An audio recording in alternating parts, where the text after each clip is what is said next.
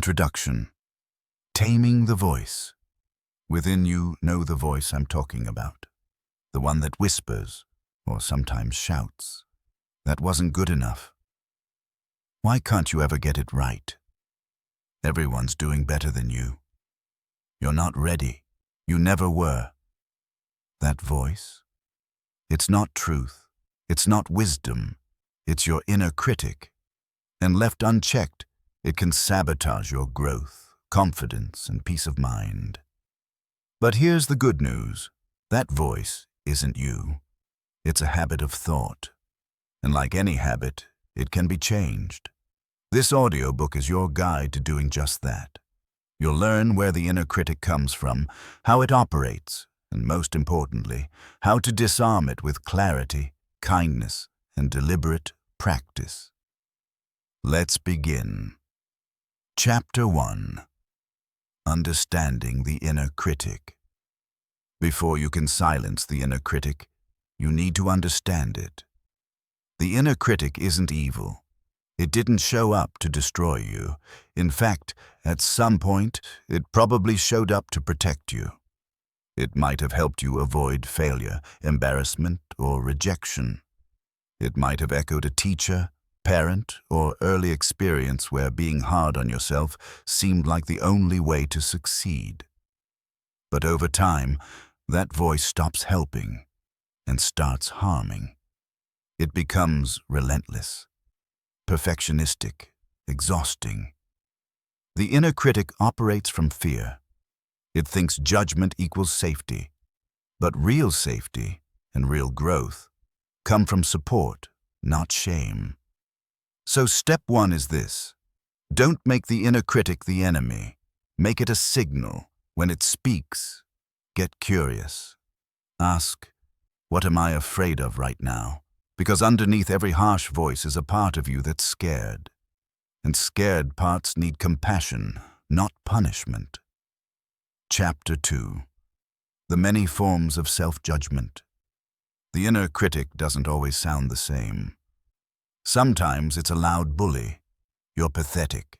Nobody takes you seriously. You'll never figure this out. Other times it's subtle.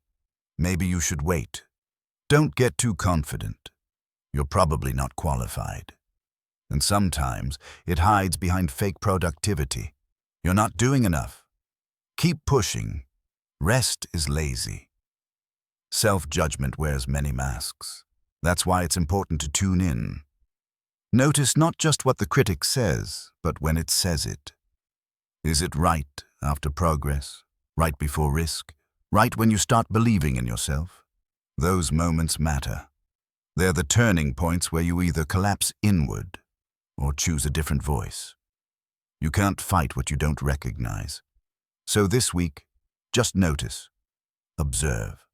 Label the critic when it shows up. Awareness is step 1.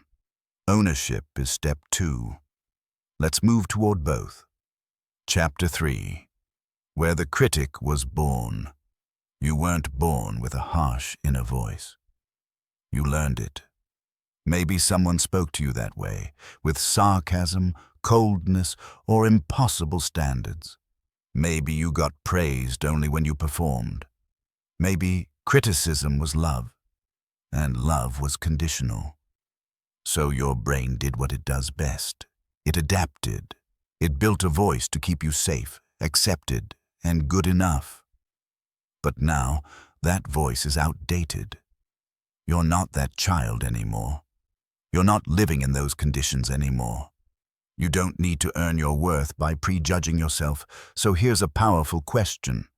Whose voice does my inner critic sound like? Get quiet. Listen. Be honest. When you identify the source, you loosen its grip. You begin to separate your voice from theirs. And that's how healing begins. Chapter 4. Why we think criticism is productive. A strange thing happens when you've lived with the inner critic long enough. You start to believe it's helping you. You think, if I'm not hard on myself, I'll get lazy. If I ease up, I'll lower my standards. I need this voice to stay driven. It's the productivity myth. But here's the truth. You can be driven without being cruel.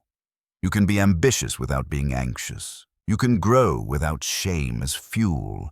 In fact, people who operate from self-support, not self-attack, tend to sustain progress longer, bounce back faster, and enjoy the process more. Criticism might motivate in the short term, but encouragement fuels the long game. If you're constantly running from failure, you'll always feel tense. But if you're moving toward growth, you'll feel free. Your best work doesn't come from pressure. It comes from presence. Chapter 5. Learning to talk back. It's time to respond. When the inner critic speaks, you don't have to nod and agree. You can talk back, not with anger, with authority. Let's say the critic says, "You always mess this up." You pause, then answer, "That's not true. I've struggled here before, but I'm learning." Or it says, "Everyone's doing better than you." You reply, "I don't need to compete. I need to grow at my pace."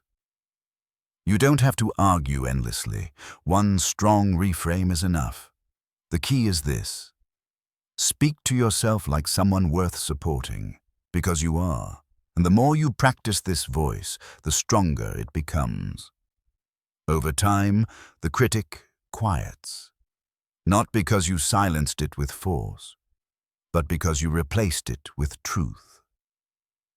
Chapter 6. The power of self-compassion. Self-compassion isn't weakness, it's wisdom.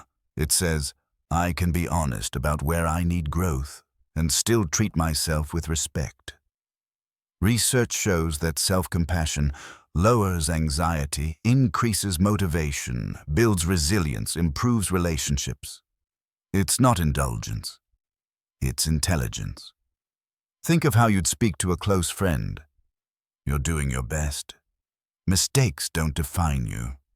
You're allowed to be human. Why not speak to yourself that way? Self-compassion is not self-pity. It's self-support.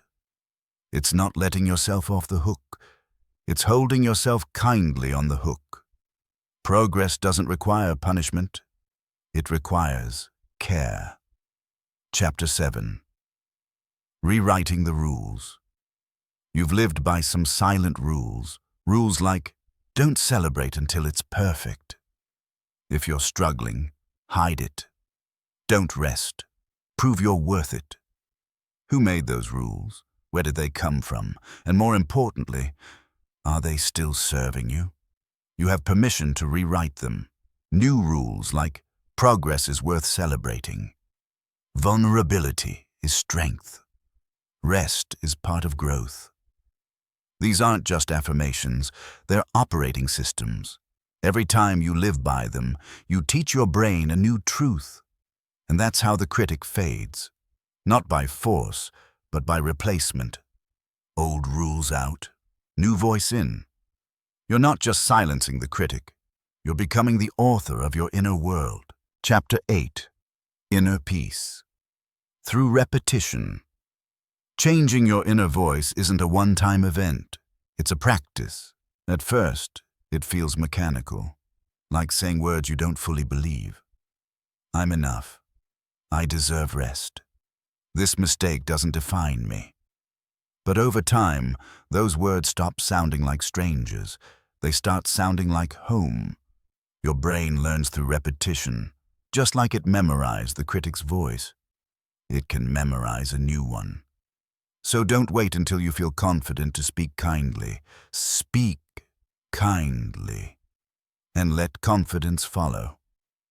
It's not fake, it's training. Every time you respond to yourself with compassion, you're rewiring, not just your thoughts, your identity. Chapter 9. Your new inner voice. Let's be clear. The inner critic may never vanish completely, but it doesn't have to run the show anymore. You've built a new voice, a voice that notices without judging, encourages without enabling, corrects without shaming, supports. without coddling. This voice isn't loud.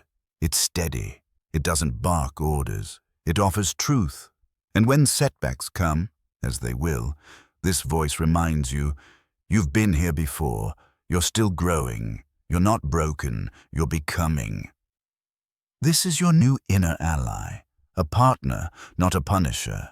You've earned it. Now keep it close. Closing. You are not the critic. The critic was never you. It was a collection of echoes, past voices, old fears, outdated rules, but now you've chosen something different. You've chosen to lead with compassion, truth, and strength. So when that old voice tries to return, just smile. You'll recognize it, but you won't obey it, because your new voice is louder now, and it speaks with love.